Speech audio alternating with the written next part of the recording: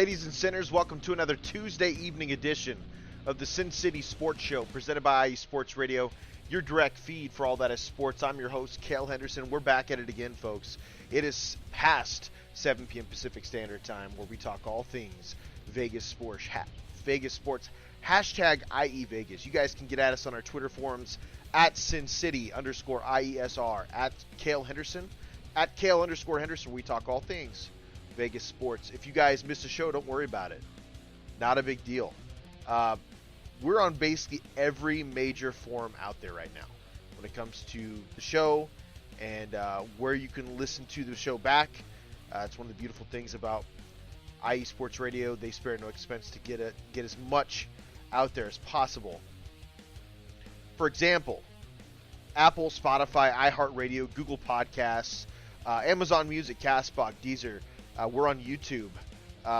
You guys can revisit our shows at IESportsRadio.com, where every single show has its own site, and you can read the bios. You can also play back, follow every single show, because everybody does a really good job here at IE Sports Radio of being great teammates and putting on a good show for the listeners out there. And low key, man, we're becoming an international radio station, so folks should listen in. It's going to be a blast. Shout out to Planet Jerky Premium Beef Jerky. Planet Jerky is the official jerky of the 2022 California League champion, Lake Elsinore Storm Single A affiliates of the San Diego Padres. This all brisket jerky has gluten-free options, contains no MSG, no sodium nitrate, low in sugar, and high in protein. Planet Jerky, the jerky that's on a whole other planet. You guys can take a look at Planet Jerky at planetjerky.com or at Instagram at Planet Jerky. A lot to talk about today. It is a regular Tuesday. We're going to dive into the Golden Knights as we speak. Hopefully our boy Taryn Rodriguez chimes in, because he always has the greatest volleyball news, especially with what's going on in Vegas. Taryn's always an insightful guy when it comes to that. But a big focus today, or at least for some of the show, is going to be about the Golden Knights. Golden Knights, we talked about this a couple weeks ago, folks. We knew that they needed to go on a run. It looked like they were going to for a while. I mean, they were on a win streak. The one thing that's kind of made me hesitant about this Golden Knights team is the injuries kind of crept back up again. We knew after the trades that they could possibly go on another run. And it's very possible, guys. Like, I'm not completely counting them out, and I should completely count them out. But they're in fourth place by 1 point. They've lost 2 in a row. They're essentially allowing the Kings to regain position and put themselves in position to be that third team in the division. Now, I will say this: the Golden Knights are in prime position for a wild card spot. They would have to lose a few games not to get to the playoffs, but ideally you want a home playoff game. You want a home playoff series. The only way to guarantee that is to get in the top 3. It's still doable. There's 5 games left. 5 games left. They're at 92 points. Kings are at 93. The problem is the Kings have played, I think, 1 less game than the Golden Knights right now. It is an issue. It could become an issue as things roll on. Well, they played the same number. The real issue is that they're about to play some really good teams. Like, the Oilers aren't messing around. Like, the Oilers are going to be a really, really tough team. And that happens to be a divisional foe. That divisional foe already won their spot to the playoffs. Like, they have a clear-cut way to the playoffs. The one bright spot I can tell you guys. So it's like this. It's back to exactly what we talked about before. Couple weeks ago, there was 15 games left, and I told you guys, for the next 15 games, I think the Golden Knights have to get points in at least 12 of 15 to guarantee a playoff spot. We're not far off from that. We really aren't. Like, because there's been a couple OT losses. Now, the last 2 games, they've lost outright. But the other losses in the last 15 games were overtime related. So, therefore, they got a point. There's 5 games left in the season. You play an Edmonton team that's already clinched. Will they be at full strength? I don't know. If I were Edmonton, I'd be watching the minutes. Why wouldn't you watch the minutes? Jen B, thank you so much for joining the show. She is the host of, basically she's a host of our Cleveland show here at IE Sports Radio, the show The Land. Why not? Right? Cleveland, man. By the way, Jen, I'm excited about the Browns. I think that they've made some moves. I think they're going to be a very solid team. We've talked about this before, or you've at least heard me say it before. Kevin Stefanski is one of the top coaches in this league right now. He does more with less than anybody in this league. And I love his style of football, for that matter. I think it fits the Browns. Deshaun Watson really needs to pull his head out of his ass. Get back to those, the rookie deal Deshaun Watson. If you guys get that type of production from Deshaun, especially with those two very, very good wide receivers that they have, I don't think you guys are going to have an issue winning football games. Chubb should be back healthy. The O-line and D-line are always very stout. They're always very good, and that's how you win in your division, is in the trenches. Jen, I like it, man. You should be excited. You should be excited. Everything hinges on Deshaun Watson. Yeah, essentially. Here's the thing with Deshaun. Like, he doesn't have to have all-world type year with the type of talent you guys have in Cleveland.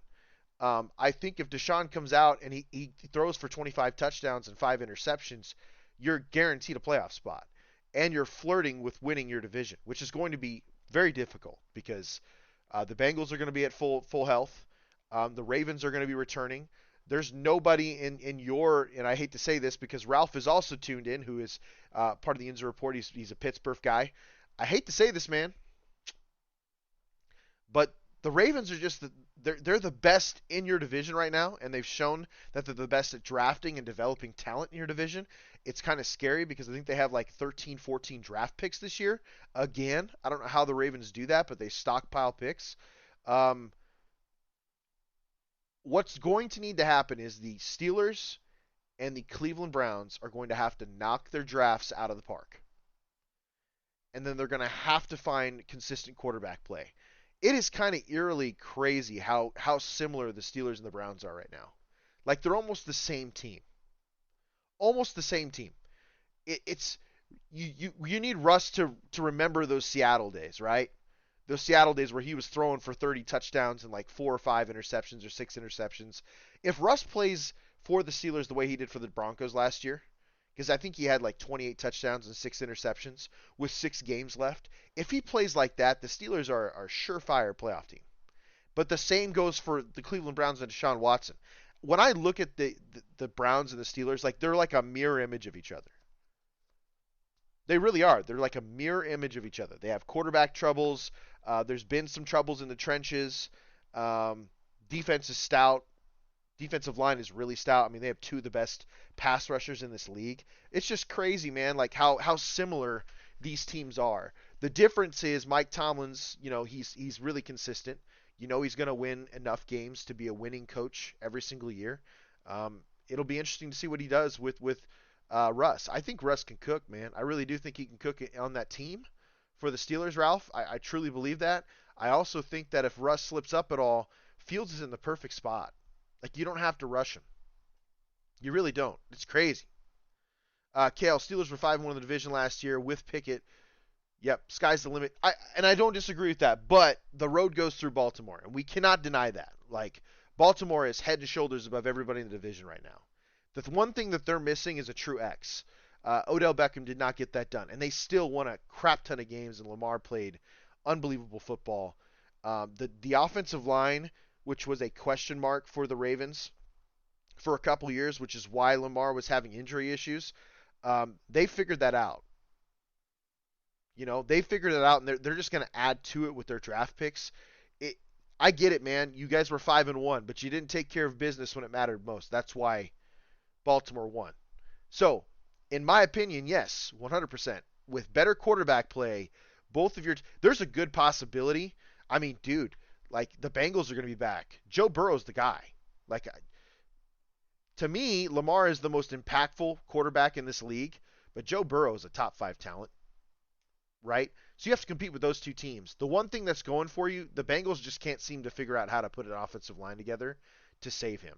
So there's a possibility he's injured this year. I wouldn't wish that on anybody. I'm just being real with you. The Bengals aren't going to be a joke either.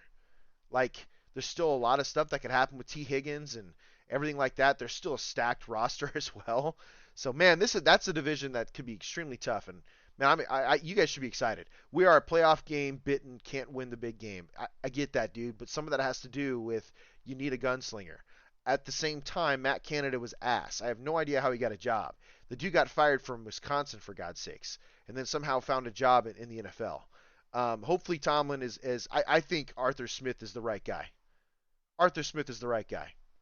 100. He is a Steeler, dog. Like the way he calls offense, it's downhill run game, play action, play through the tight ends. That guy is a Steeler. He's a Steeler offensive coordinator.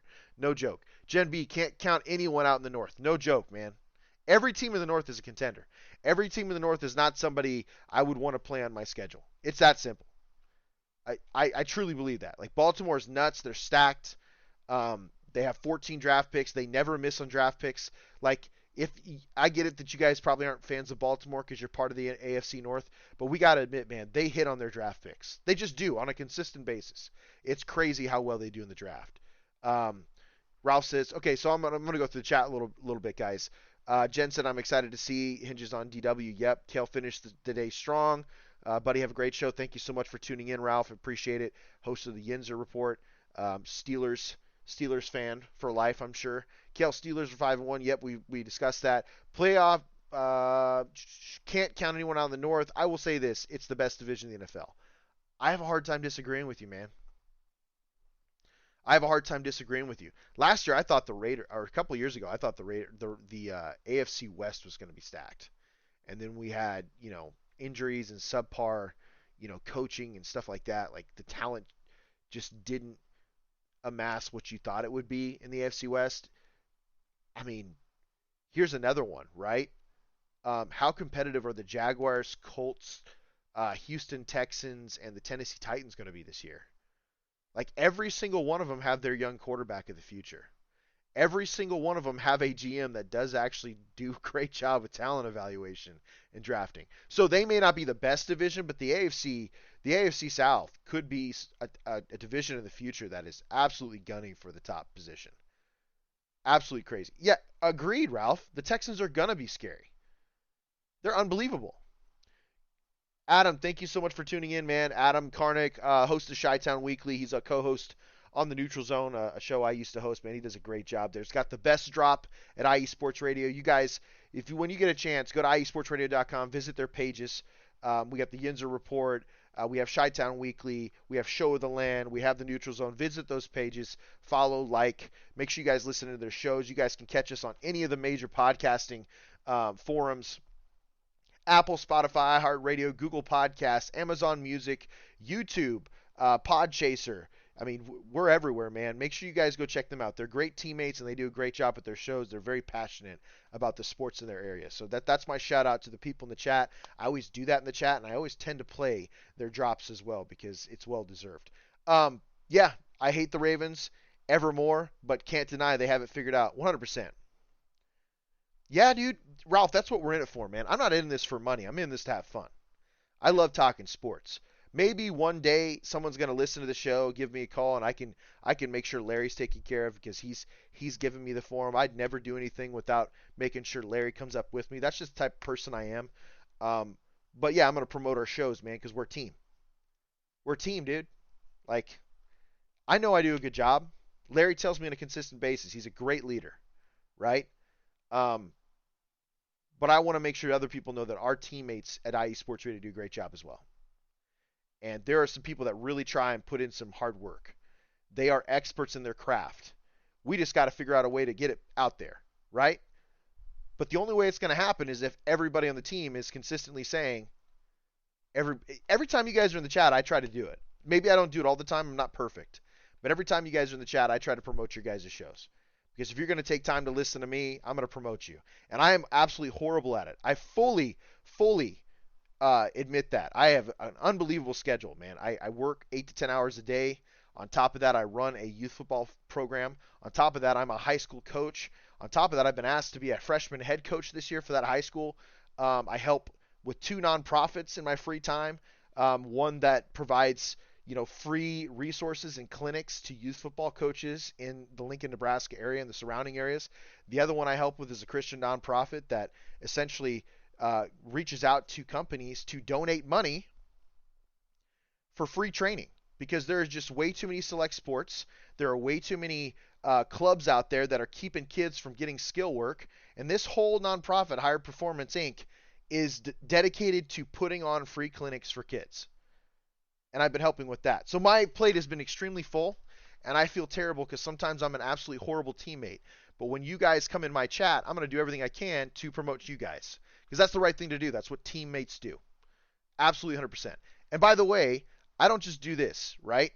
So you guys heard my long list of crap that I'm doing right now, and it's not crap. I shouldn't say that, but it's a full schedule. On top of that, I'm helping my fiance plan a wedding. On top of that, I have family members that currently have cancer, and they're kind of suffering from that. So, we're balancing that. My life is an absolute cluster. But I will say this: if you guys ever want somebody to come on the show and talk to you about the draft prospects, what your team needs are, just shoot the crap for your teams, hit me up. I did it for Adam a few years back. I love it. So if you guys want to, anytime I'm available for teammates. Just hit me up and I will try and make time in my schedule to get on one of your shows. And I'd be happy to talk draft prospects and what I think needs to happen because I'm not just a Raiders fan. I'm just a fan of football in general. Love the game. That's why I coach. That's why I spent so much time in it. But yeah, appreciate you guys joining the show. We were talking about the Golden Knights. I mean, the Golden Knights are kind of in a tough position. I know Adam can kind of allude to that a little bit as well himself. They were on a roll. They were doing a great job. Yeah, Adam, that was a ton of fun.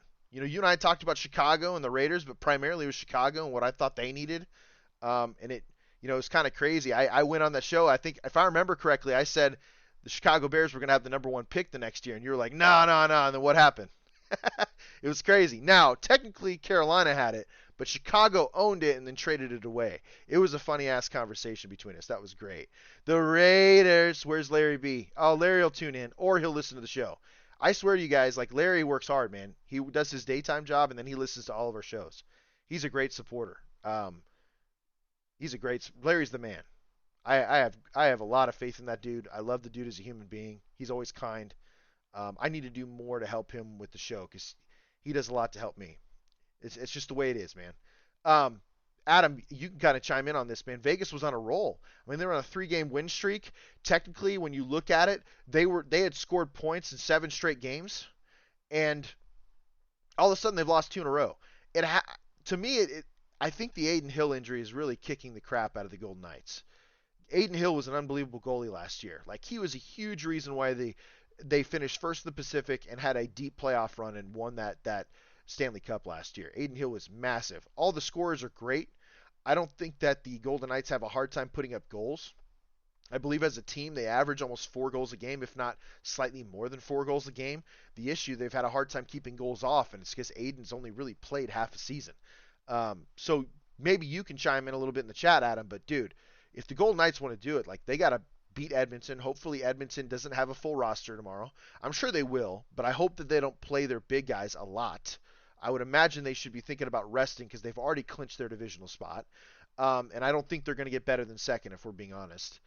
Minnesota, that should be a winnable game. Colorado is going to be extremely tough. But again, they've clinched their division as well. Or not their division, but clinched a divisional spot as well. So Chicago and Anaheim are 2 great games to finish off with. They might be crucial to doing it. Ping pong, goalkeeping is a huge problem for Vegas. Still, they should make the playoffs. I think they'll make the playoffs. I think that at the very least they'll be one of the wild card teams. But the way that they were playing, they should be in second place right now. They just crapped their pants.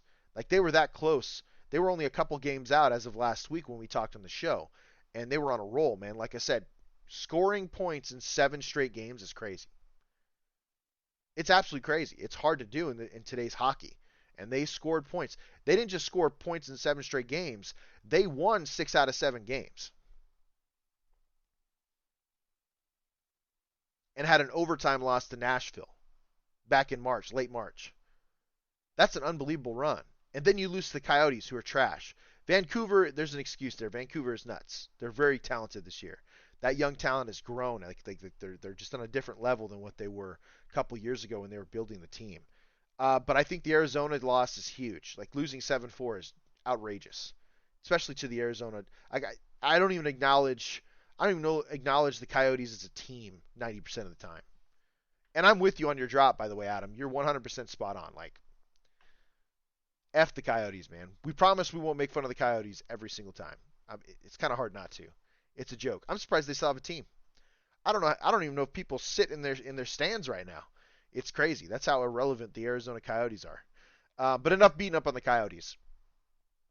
Knights 5 remaining games before we go to a commercial break. Knights 5 remaining games: Edmonton, Minnesota, Colorado, Chicago, Anaheim. All of these are winnable because Vegas is a really good football team. Vegas is a really good hockey team. But they've got to overcome this goaltending stuff. I don't know if that means they spend a few more minutes a game in the defensive zone, like really focusing on puck possession. I know one thing that they don't do a lot of, like they're a transition hockey type team. They love scoring on transition. Maybe they kind of switch up their playing style a little bit and play a little heavier on the puck, right?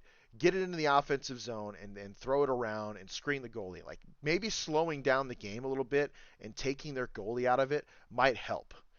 Maybe it'll help. I could be wrong, but Adam, what's your thoughts on that? That's what I think. That's what I think the Golden Knights need to do to overcome the Adin Hill loss. And because I don't think Adin Hill's coming back this season, or if he does, he's not going to be very effective in the playoffs. It's going to be tough. But half a 50% or 60% Adin Hill is also better than what we have as a backup right now, if we're being honest. So we'll get to that. When we get back, we're going to talk Raiders. We're gonna throw some drops in from the teammates here in the chat. This is the Sin City Sports Show presented by IE Sports Radio, your direct feed for all that is sports.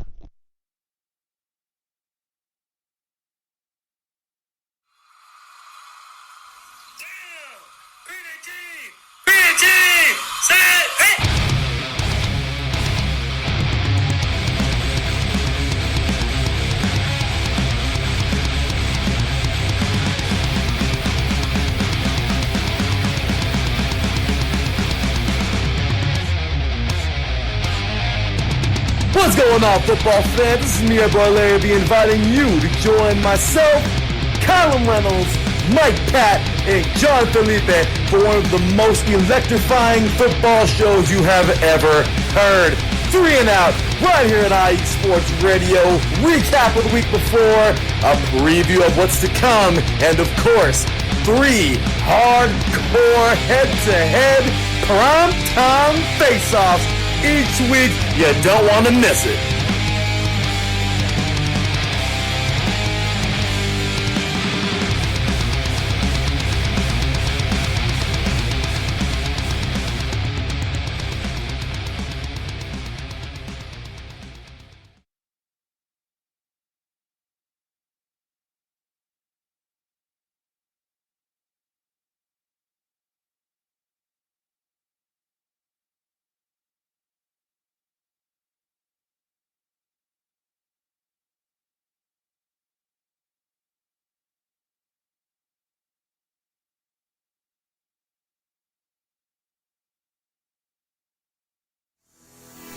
Sports fans, do you like teams that are tough, cities that are tougher, and fan bases that are passionate about their teams? How about teams that are historic and stadiums that are iconic? Then you belong in Chicago, and you need to check out Chi-Town Weekly. Join me, Adam Kernan, every week as we keep up with all things Chicago sports. Bears, Bulls, Blackhawks, Cubs, White Sox. We'll cover them all, plus more. The Windy City is always buzzing, and we'll keep you up on all the big games and major stories. So tune in to Chi-Town Weekly every week right here on IE Sports Radio, your direct feed for all that is sports.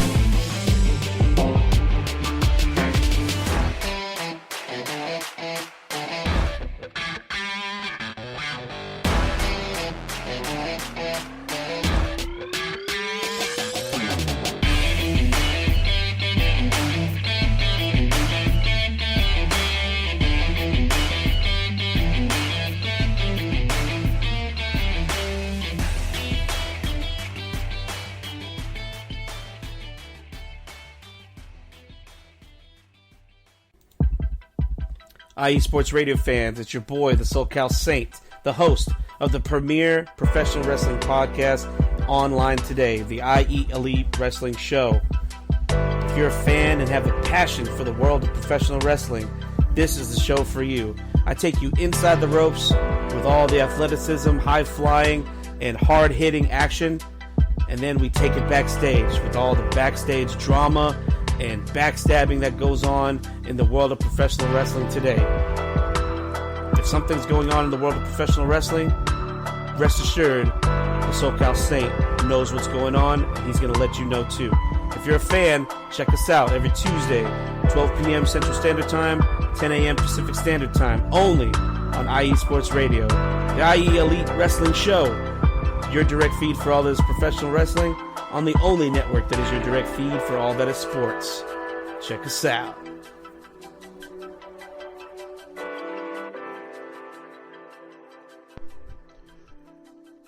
Welcome back to the second half of the show. This is the Sin City Sports Show, presented by IE Sports Radio, your direct feed for all that is sports. Shout out to the SoCal Saint there.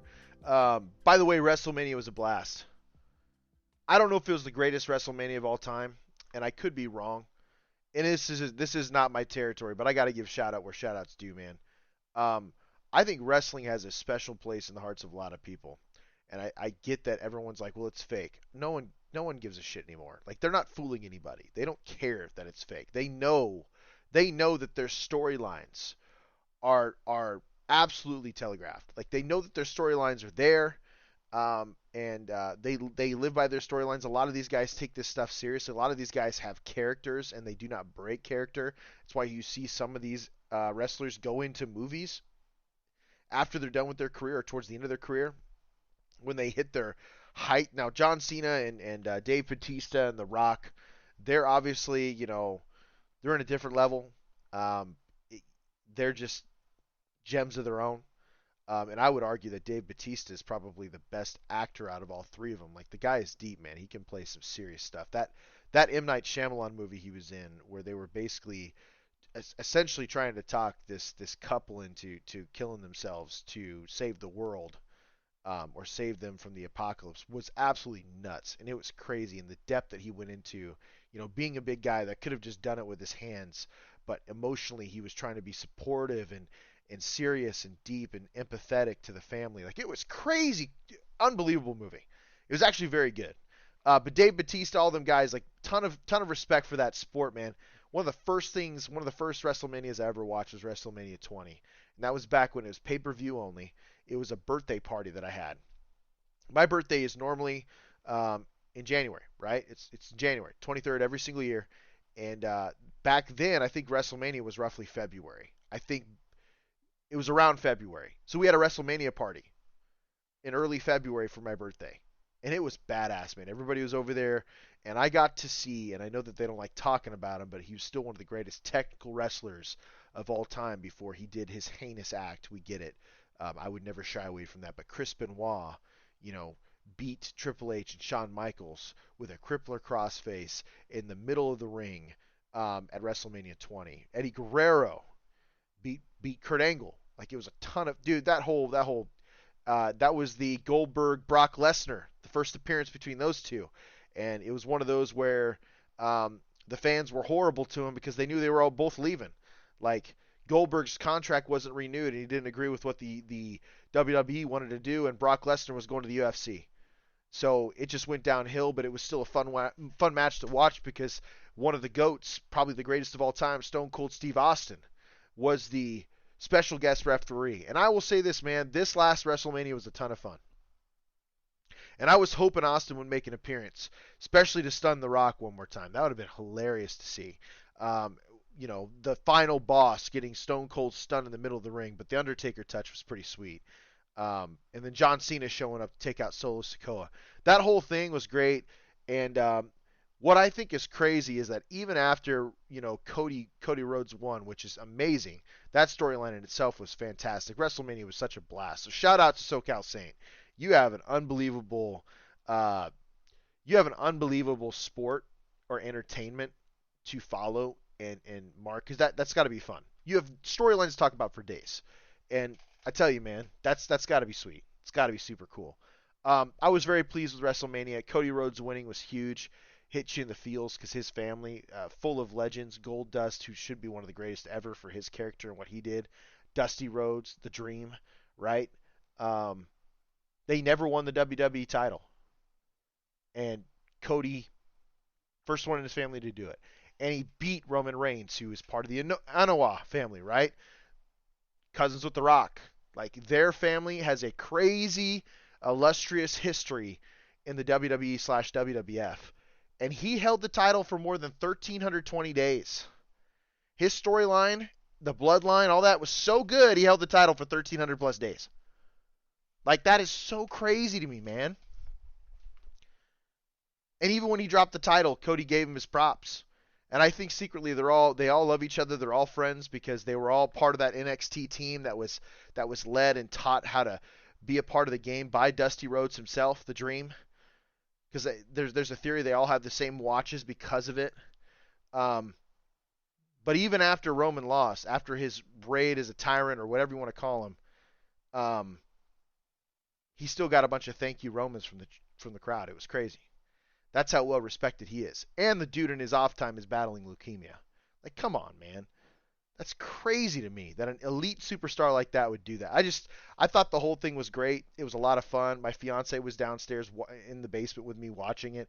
It was a blast, man. So shout out to the SoCal Saint and the IE Elite Wrestling Show, because I think they got a ton of interesting stuff to talk about. And he had to have a great show about WrestleMania today. I can't wait to go in and listen to that, because it's a couple days removed, and yeah, they're starting a new era. And shout out to Triple H, man. Like, your creative is saving the company, because Vince McMahon, I think he had the kind of Al Davis effect. I think he was getting a bit senile and he was desperate, and obviously heinous things came out about him.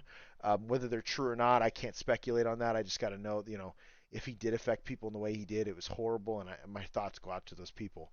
But Triple H is doing a great job of the storyline. Like, wrestling is interesting again. And I don't think that they merge with the UFC at TKO Entertainment without, WWE being a real brand and being entertaining again. Like, they're a license to print money right now. Speaking of license to print money, we're moving over to the NFL. The Las Vegas Raiders, baby. And before we get into that, we do got to talk about our platform. Our lovely platform that is led by the man, the myth, the legend, Larry B. himself. IE Sports Radio. For the last almost 10 years. For the last 9 years, IE Sports Radio has brought you amazing content ranging from interviewing legendary athletes, coaches, and other authorized media personnel to building tailor-made shows dedicated to all major sports cities around the country. Make sure to follow us at IE Sports Radio on Twitter, Instagram, Facebook, and TikTok to keep up with the latest in sports with our shows. Also, check out our daily updated website, iesportsradio.com, for sports news, the IE Sports Radio blog, our Hall of Fame, Fans of the Month, pages dedicated to each podcast, our IE Sports Radio community forum, and stop by the shop to check out the merch. Thank you for making IE Sports Radio your direct feed for all that is sports. This is the Sin City Sports Show, presented by IE Sports Radio. If you guys miss a show, don't worry about it, because guess what? We're on every major platform. Apple, Spotify, iHeartRadio, Google Podcasts, YouTube, every major one, Amazon Music. We're on every major platform, including the IESportsRadio.com. So you guys should go in, listen, follow the Sin City Sports Show, like, share episodes. It helps the algorithms, helps me. I don't get paid. This is a lot of fun, man. It would be cool if this got big. Huge, right? Las Vegas Raiders. Topic, they're the favorite team of Vegas right now. Well, they're the most profitable team. I don't know if they're the favorite team right now. But yeah, I mean, there's always drama with the Raiders. I mean, right now they're overblowing the Jack Jones video where he's basically telling somebody on an Instagram live or whatever it is that he's not a Patriot anymore. The Patriots could be a better franchise right now, but he doesn't play for them. He plays for the Raiders and he loves it. And told the guy to back off. Don't come into his chat with all that nonsense. I have no problem with what he said. Some people think he went scorched earth or overblew that whole situation. I think it's crap, man. Just stop. It's just stupid. Patriots draft rumors could be very good for the Raiders, according to Just Blog Baby. There is rumors that the Patriots and the Raiders already have a trade in principle and agreement. So the Raiders would trade up and get their guy. I don't know if that's Jaden Daniels, because if I were one of the top two teams, I've said this very plainly. I think Caleb Williams is the best overall prospect in this draft, but I don't know if he's going to have the best career. And I don't know if he's a fit for Chicago. I just don't know, man. Personally, if I was Chicago, I'd take Jaden Daniels. If I was Washington, I would take Caleb Williams because of his ties with Cliff Kingsbury and the desire for them to play with each other, which would leave Drake May logically for the Raiders to take if they traded up. I totally understand that. And if I were the Raiders, I wouldn't complete that trade until you know for sure what the first two quarterbacks are. It's going to be far too expensive for them to trade up in the top two because those top two are absolutely desperate for a quarterback. I think that the Patriots are desperate for a quarterback as well, which if a trade happens, I would be surprised. That's why I say they are rumors. Rumors, guys. It's that simple. If Gerard Mayo wants to be a successful football coach, he needs to have his franchise guy. And the way I look at it is this. If Caleb Williams and Jaden Daniels are the first two guys off the board, and somebody is looking to take advantage of the talents of Drake May, the raw talents, he's going to need some development, man. He's going to need a quarterback guru to kind of take things over. That is just the way it's going to have to be for him to be successful in the NFL. But he's got a really great traits, live arm. You got to put him in a good situation. I think the Patriots are going to run the football and they're going to play great defense. The problem is they never have pass catchers. So if I'm a team that is looking to trade up to 3, I think the Patriots are going to have suitors. What I would say is if Jaden Daniels and Caleb Williams are completely off the board after 2, I wouldn't even try trading up. I wouldn't, man. And if you do try to trade up, you're trying to stay in that you're going in the top 10, but maybe the top part of the top 10, right? Like hopefully you can trade up at 6 or 8. Because Giants are kind of in a weird dilemma. Like they need a quarterback, but they still have Daniel Jones' contract, and he's still capable of playing quality football. The issue is the team has been ass. Like their offensive line has allowed more pressures than the Raiders' offensive line. That's incredible. That's hard to do. It's just there's so many options for the Raiders right now. I don't know if they're going to be able to get up there and get their guy. I've said this for the last couple weeks. I'm being honest with Raider Nation right now, man. I want them to get their guy. But they're in a position at 13 with 7 teams in front of them, essentially, that need quarterbacks. Like, that's the reality right now. 7 teams in front of the Raiders need quarterbacks. The top 3 teams need quarterbacks.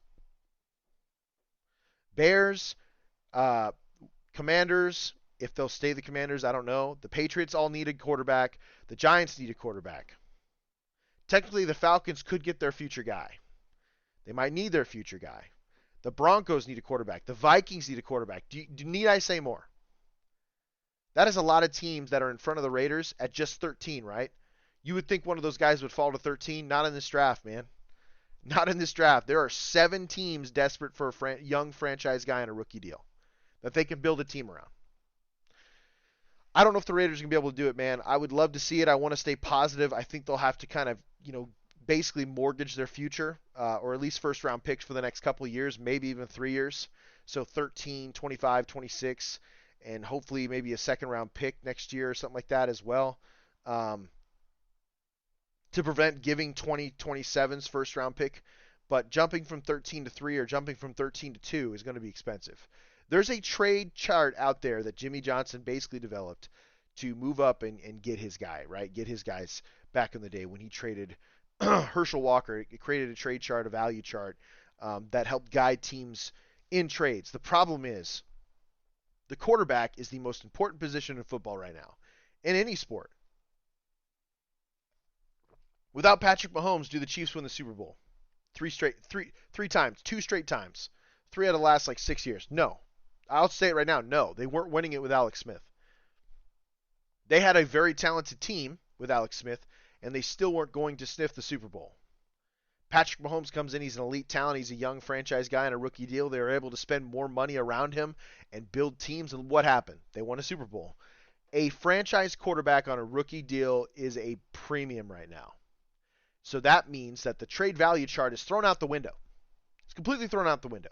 There's no way that trade value chart is relevant anymore because you have 7 teams in the top 13 that need a quarterback. And there's only really 4 or 5 very good quarterbacks in this draft.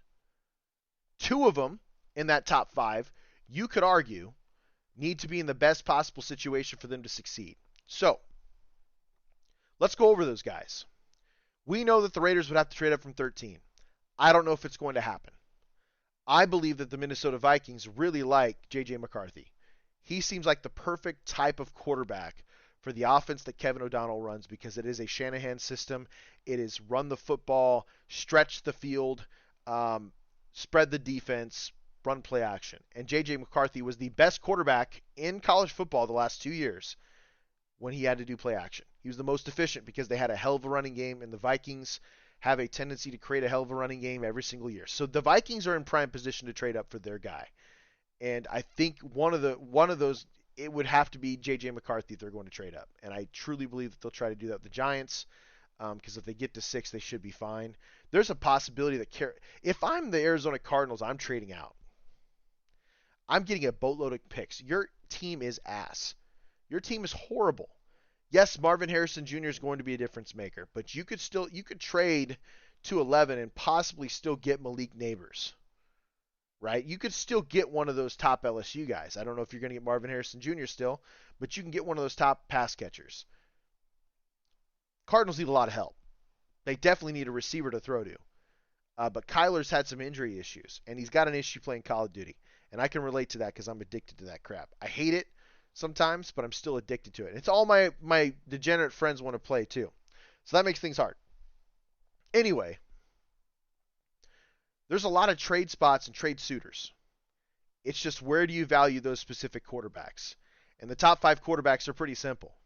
I've said this ad nauseum, right? Caleb Williams is the top prospect in the draft. Jaden Daniels is the most intriguing prospect in this draft because of his ability to throw and run the football.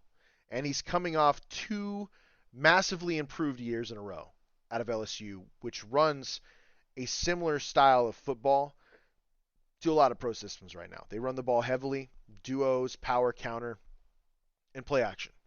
And then, go empty and spread it out and let the quarterback dazzle with his arm. Jaden Daniels was masterful in that this year. That's why he won the Heisman. So he's the most intriguing to me. I think Drake May has the most upside, meaning he's got the most potential. He's raw. He needs a ton of work from a quarterback's coach and an offensive coordinator that could really make a difference. If the Indianapolis Colts were to pick a quarterback this year, I think Drake May would have been perfect for that quarterback's coach and head coach.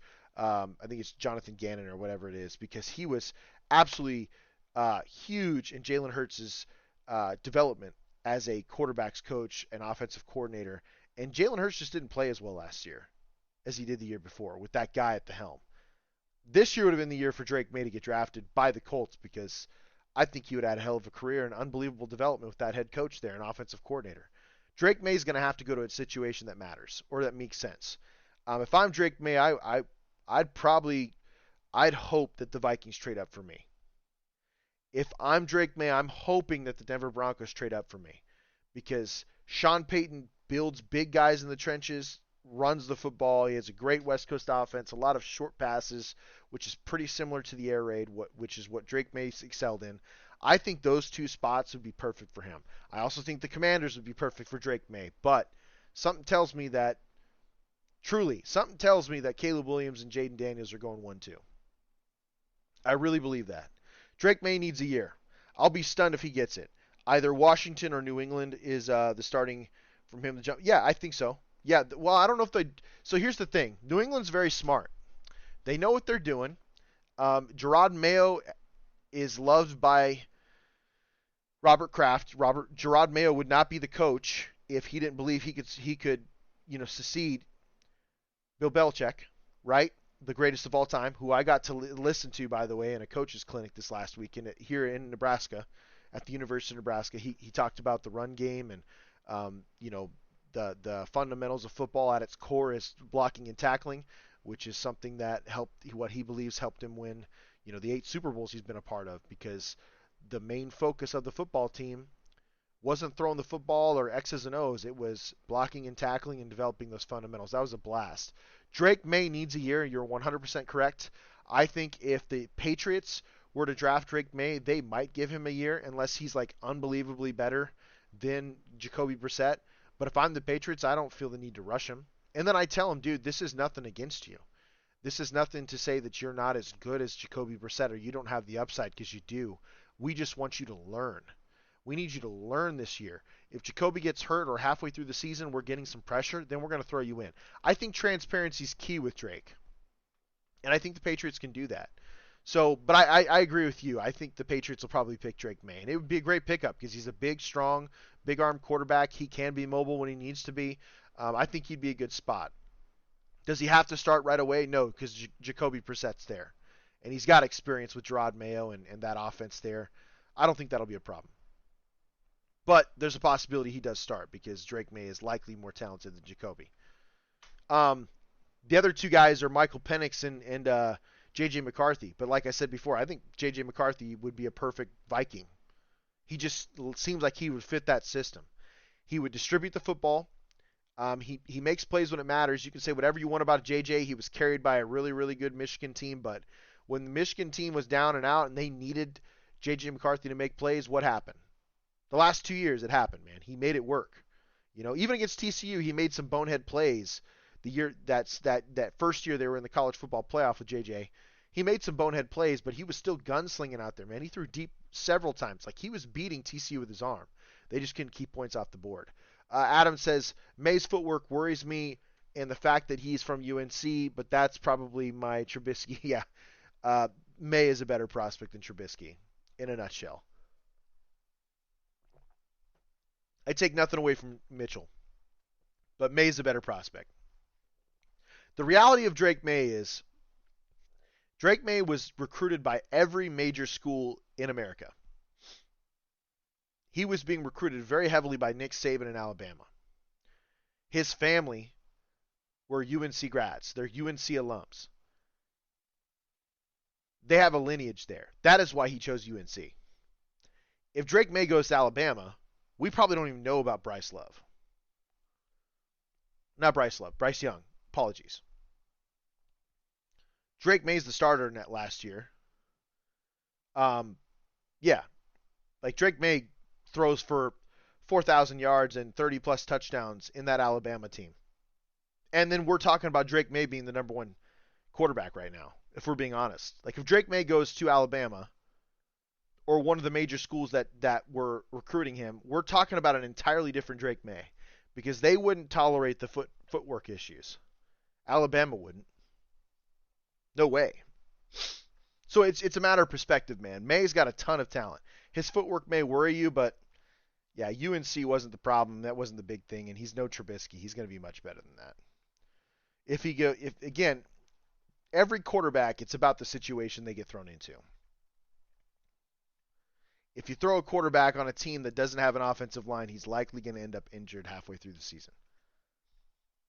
Like, it's facts, dude. Like, I'm not pulling it out of my butt. I'm telling you guys legitimate facts. If they don't have a decent offensive line, he's probably going to be running for his life, and he'll spend some time on injured reserve.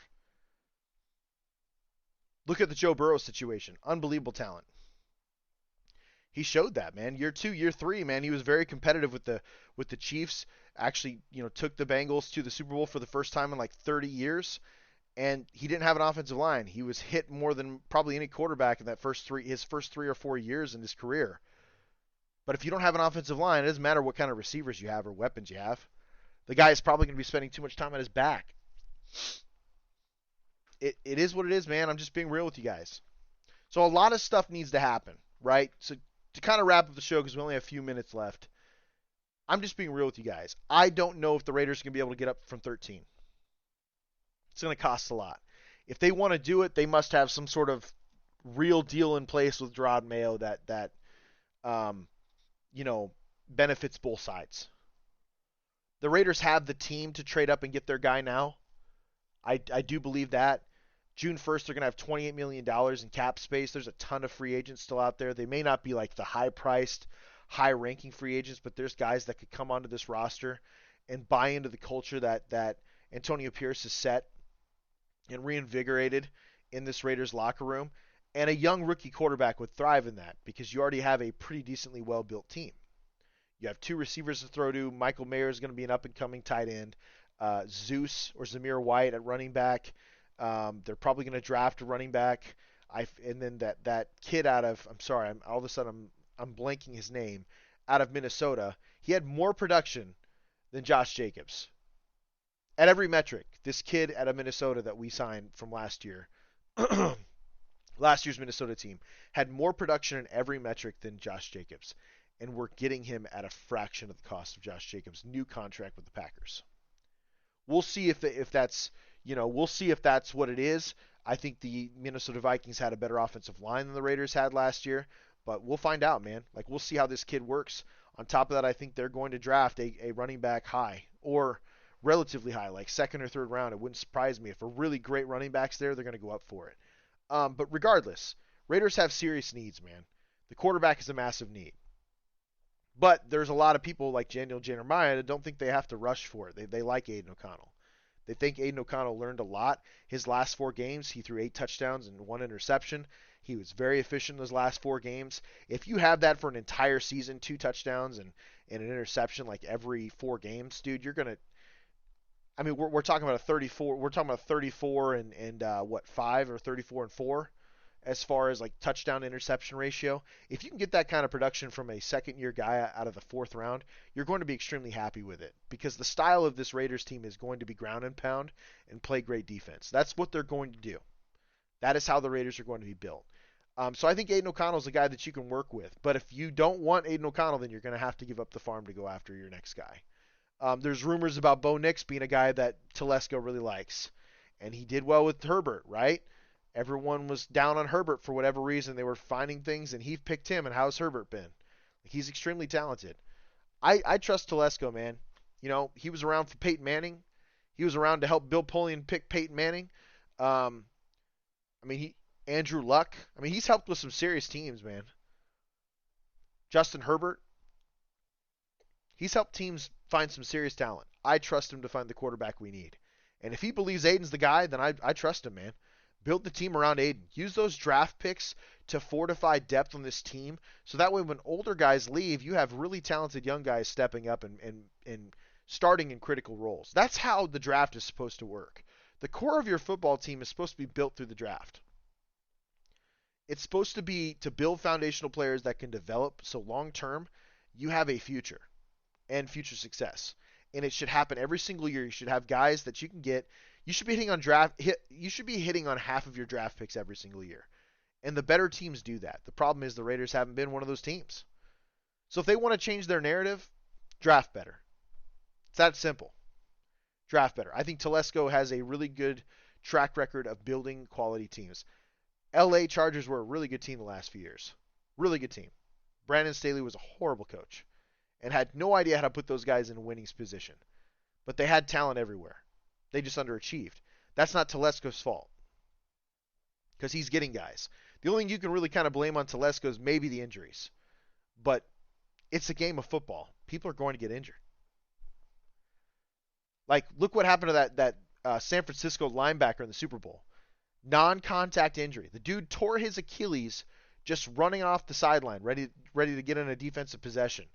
That type of crap, man, it happens, dude. It's a freak thing. That's the game of football. I can't really put that type of stuff on a GM unless they know that there's been a player that's had a history, like a vast history of injuries. Michael Penix is somebody that, in my opinion, is sketchy, but he hasn't been hurt the last 2 years. And it seems like he's got his crap together. He would be a guy that'd be perfect for the Raiders offense. It's just the problem is he's not going to be available at 13. If he is, great, but he's probably not going to be available at 13. He's a perfect pick, though, because the Raiders are going to run the football, and all he's going to have to do is sit back in that pocket and use that howitzer of an arm. Straight up. Michael Penix he's got the most talented arm in this draft. JJ could have the best career out of any of these guys if he lands in the right spot, because he's a winner, and he's a gamer. I've kind of told you guys my thoughts on those recruits. Bo Nix, efficient. He's the oldest quarterback in this draft. He had the best grade against pressure.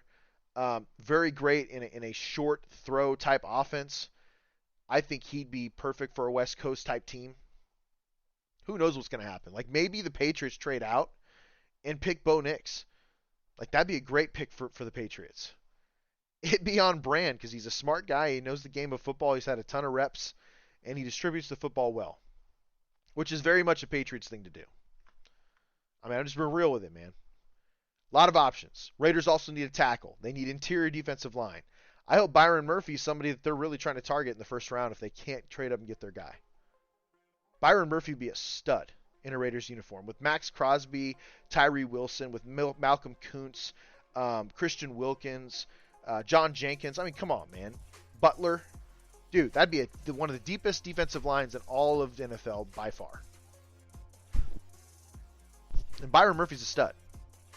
You could get Tavondre Sweat in like the 5th or 6th round right now because of that DWI, that dip. Yeah, he's a young kid, but he's still a dumbass. That's horrible. Interior defensive line, they probably need a linebacker, a couple of them, but you can get those guys in the late round. You need a running back. So the Raiders have needs. They do have needs. Interior O-line, a tackle, defensive line, interior defensive line, by the way, linebacker. They could probably use another corner.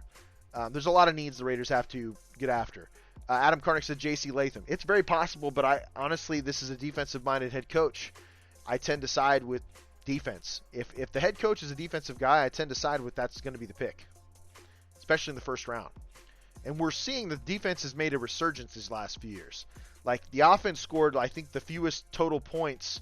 Offenses across the league scored the fewest total points last year, I think, in the last 10 years. Because I think teams are focusing on drafting defense and developing defense to counteract all the points that have been scored over the years. J.C. Latham would be a great pick. He'd be a starting right tackle day one. That would be an awesome pick. I could totally see that happening. I just don't know if they're going to pass up a Byron Murphy if he's there. That's all I'm saying. Or a Terrion Arnold out of Alabama, the most athletic DB in the scouting combine or the Alabama Pro Day. Like, he blew everybody's numbers out of the water. He's that freaky athletic. And he's only like 20, 21 years old. So he'd be young on a rookie deal. Like, that's the type of guy that I could totally see the Raiders go after. It's just they have so many options. They don't have to overspend on quarterback this year. But if they can get the guy they want, then I totally support it. It is what it is. This is the Sin City Sports Show presented by IE Sports Radio, your direct feed for all that is sports. I'm your host, Cale Henderson. You guys can get at us on our Twitter forums at SinCity_IESR, at Cale_Henderson, where we talk all things Vegas sports. This is IE Vegas. We'll see you guys next Tuesday, 7 p.m. Pacific Standard Time, 9 p.m. Central. And as always, folks, love, peace, and air grease.